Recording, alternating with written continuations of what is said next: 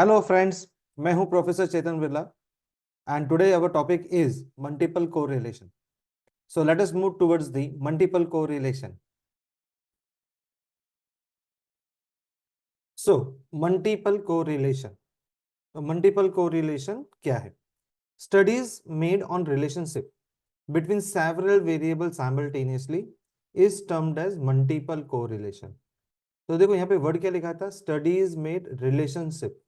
तो यहाँ पे आपका जो रिलेशनशिप है, राइट, वो बिटवीन सेवरल वेरिएबल्स हो रहा है.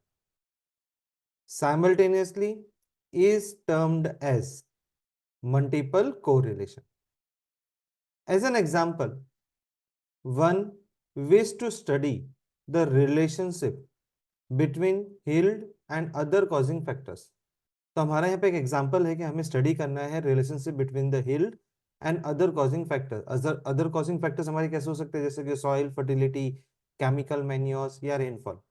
सो रोल ऑफ मल्टीपल कोरिलेशन यहाँ पे आता है हमें हेल्प करने के लिए. इन मल्टीपल कोरिलेशन में वी स्टडी 3 और more variable at a time हम पढ़ते हैं. whereas in case of partial correlation में we study the relationship of two variables by making the other factors constant कर देते हैं. तो आपने मेरे पहले वीडियोस में देखा होगा अबाउट द पार्शियल कि यहाँ पे हमारे पास 3 वेरिएबल्स थे, तो उसमें से हमने 2 का रिलेशन फाइंड किया, कीपिंग द थर्ड को constant. So in multiple correlation the effect of all the independent factors on a dependent factor हम यहाँ पे स्टडी करेंगे. तो मल्टीपल कोरिलेशन में हम क्या कर रहे हैं? Effect of all the independent factors किस पे? ऑन अ डिपेंडेंट फैक्टर पे हम स्टडी करेंगे, right. So a dependent variable is indicated by x1 से डिनोट होता है. तो जो भी हमारा डिपेंडेंट वेरिएबल है, जो भी हमारा डिपेंडेंट वेरिएबल है वो किससे डिनोट होगा? x1 से. एंड जो भी इंडिपेंडेंट वेरिएबल्स हैं वो डिनोट होंगे x2, x3, x4 से. So the coefficient of multiple correlation हम रिप्रेजेंट करते हैं कैपिटल R से. See that is a difference between a small r and capital R, and the necessary subscripts are added to it. अब जैसे यहाँ पे बताया गया है कि आपका जो x1 है वो क्या है? डिपेंडेंट वेरिएबल है, depending on the independent variable x2 and x3 पे. So multiple correlation coefficients are defined as. तो अगर आपने फाइंड किया r जो कैपिटल है आपका 1.23, तो यहाँ पे आप क्या बोलेंगे? मल्टीपल कोरिलेशन तो है ही, with x1 as dependent variable and x2 and x3 as independent variables. तो यहां से हम ये समझने की कोशिश करते हैं कि जब आप R1.23 बोलते हैं तो यहाँ पे जो 1 है सबसे पहले वो क्या होता है? इंडिपेंडेंट वेरिएबल नहीं, उसे आप क्या बोलेंगे? डिपेंडेंट वेरिएबल बोलेंगे. क्या बोलेंगे उसे आप? Dependent variable. तो ये है आपका डिपेंडेंट वेरिएबल एंड 2, 3 आपका क्या बन गया? Independent variable.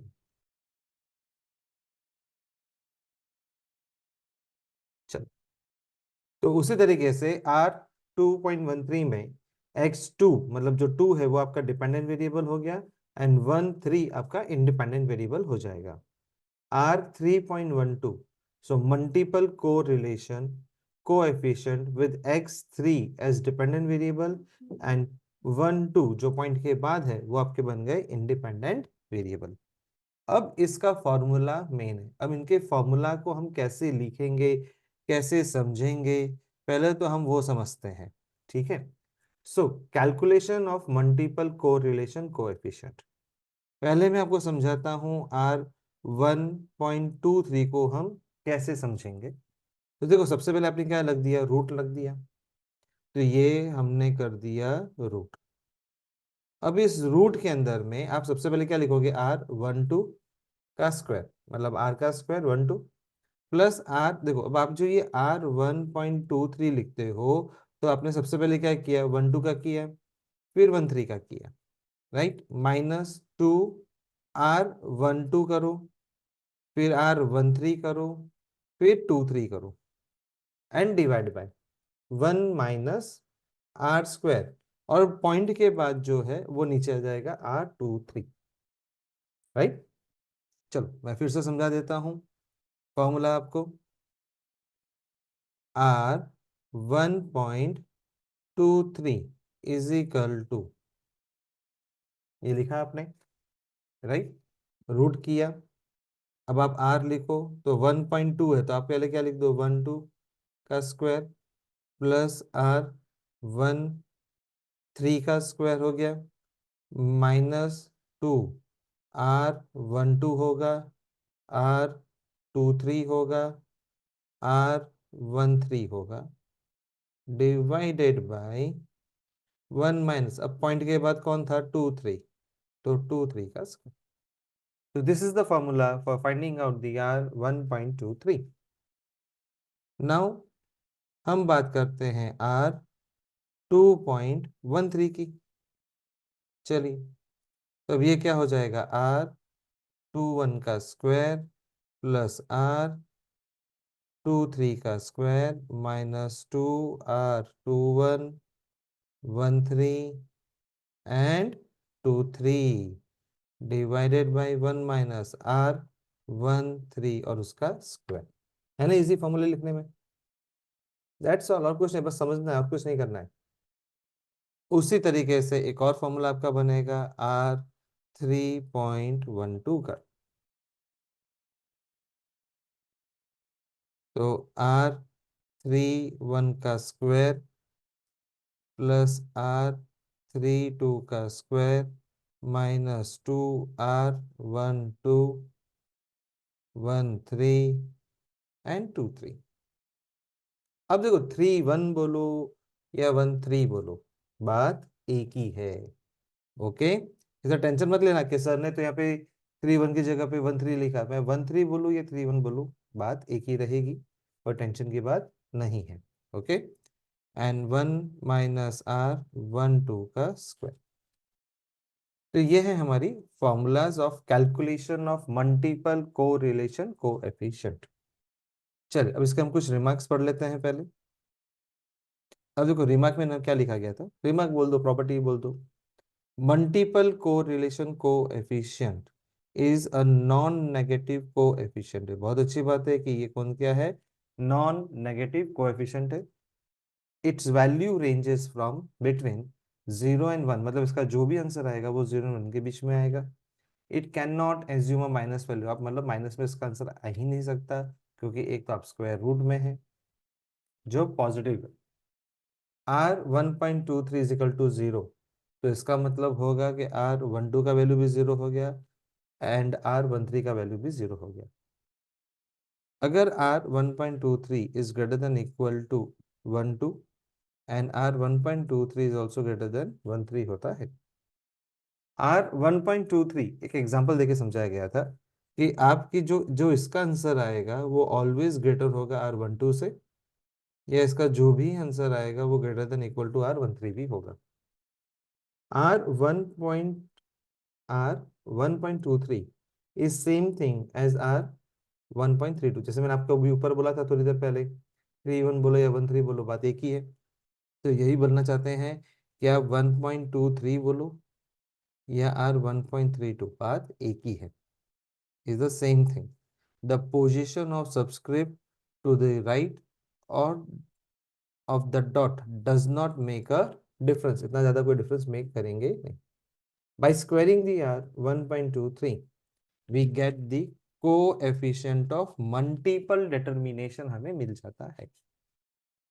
So if there are 3 independent variables बोले गए हैं and 1 dependent variable बोला जाए, the formula for finding out the multiple correlation is, उस टाइम पे क्या होगा, तो R1.234, तो तब आप ये वाला फॉर्मूला यूज करेंगे, 1 में से माइनस करना है, ब्रैकेट में 1 - R² 14, bracket close, again bracket open, 1 - R² 12.3, bracket close, bracket 1 - R² 12.34, right. तो this is the formula.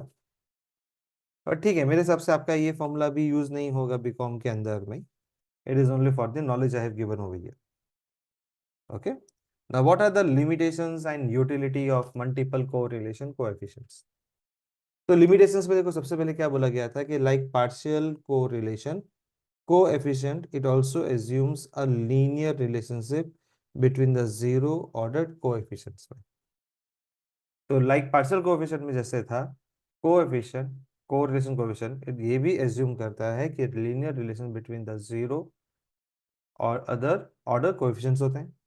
It assumes that independent हमारे जो भी वेरिएबल्स हैं उनका अफेक्ट होगा डिपेंडेंट वेरिएबल में इन एन इंडिपेंडेंट मैनर में, and they have an additive property, और उनकी कोई एडिटिव प्रॉपर्टी भी होती है.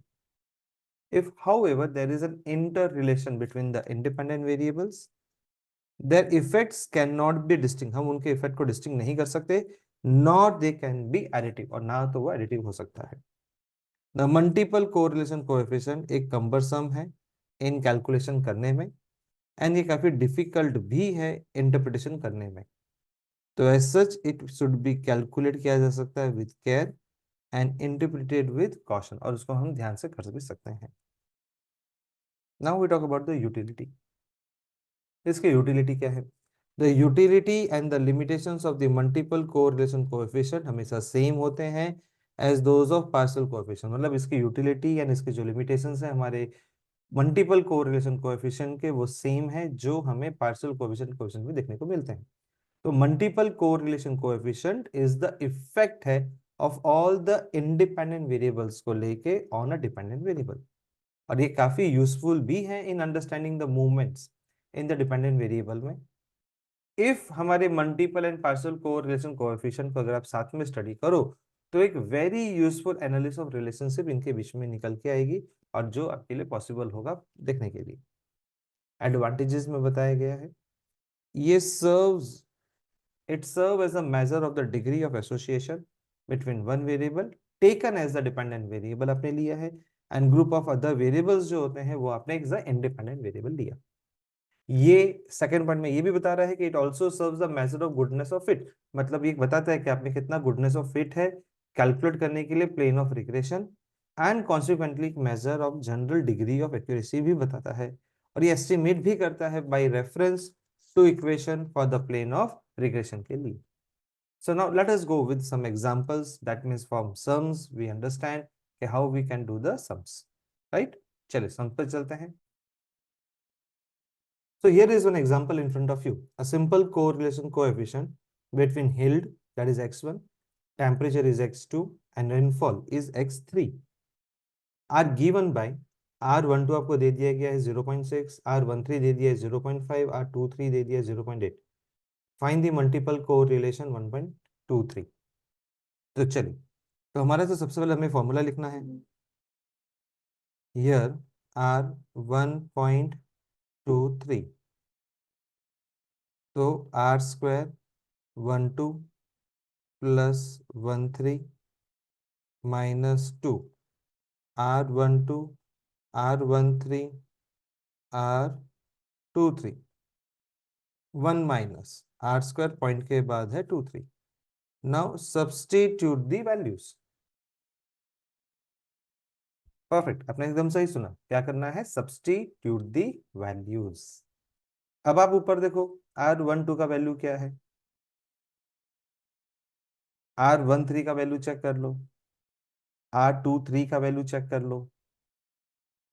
सो 0.6 का स्क्वायर, R13 है 0.5 का square minus 2 into 0.6 into 0.5 into 0.8,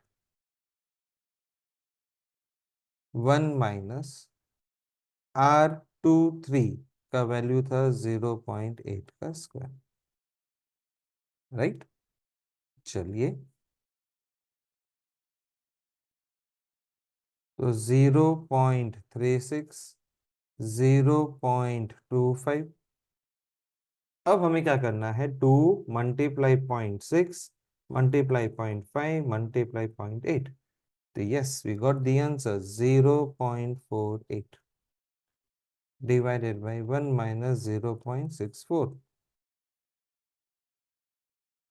तो 0.36, 0.25 minus 0.48. तो 0.13 डिवाइड बाई 0.36, तो 13 डिवाइड बाई 36 कर दें और उसका रूट कर दें, तो वी गेट द आंसर 0.6009, तो 0.60। तो ये था आपका सम, राइट? समझ में आया? चलते हैं नेक्स्ट सम की तरफ। इन एग्जाम्पल नंबर 2 में देखिए तो क्या लिखा गया था कि following zero order correlation coefficients are given. R12 दे दिया है 0.98, R13 दे दिया है 0.44 एंड R23 दे दिया मैंने आपको 0.54। अब क्वेश्चन में क्या बोला है कि कैलकुलेट करो multiple correlation coefficient treating first variable as dependent and second and third variable as independent बोला। तो इसका मतलब अब ये होगा कि आप इसमें आर लिखोगे कैसे, वो इंपॉर्टेंट है, ठीक है? तो हियर आर, तो फर्स्ट वेरिएबल को आपको क्या बोला है? Dependent. Second and third variable को क्या बोला है? इंडिपेंडेंट। इसलिए आप लिखोगे आर 1.23। अब आपको फॉर्मूला लिखना है, तो R12 का स्क्वायर प्लस R13 का square -2 R12 R13 R23 1 minus R square 23, right?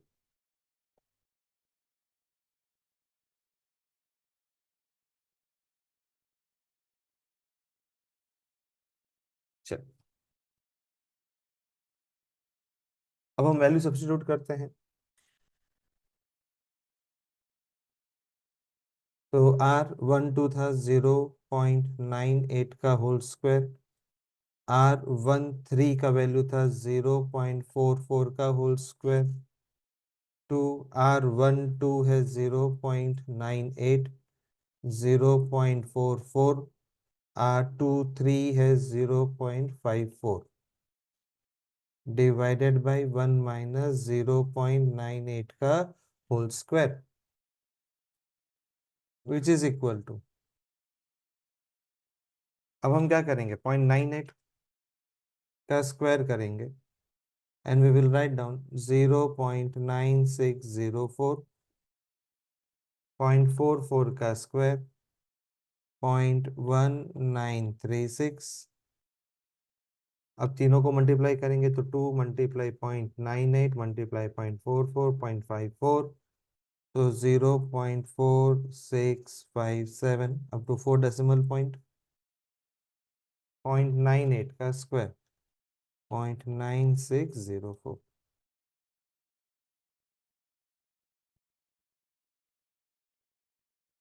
तो 0.9604 प्लस 0.1936 माइनस 0.4657, तो 0.6883। 0.9604 माइनस 1 कर देंगे, बराबर ना? आई थिंक सो 23 का वैल्यू मैंने गलत लिया है, यस सॉरी। देखिए 0.23 का वैल्यू है 0.54, तो I make a correction over here, it is 0.54।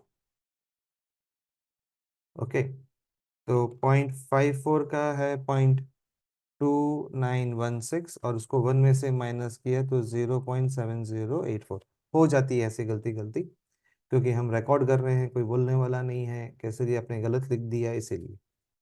चलो अब इसे सॉल्व करते हैं, तो 0.6883 डिवाइड 0.7084 और बाद में उसका आपने रूट निकाल दिया, तो आपको आंसर मिलेगा 0.986। So this is the correct answer. So I hope it is clear.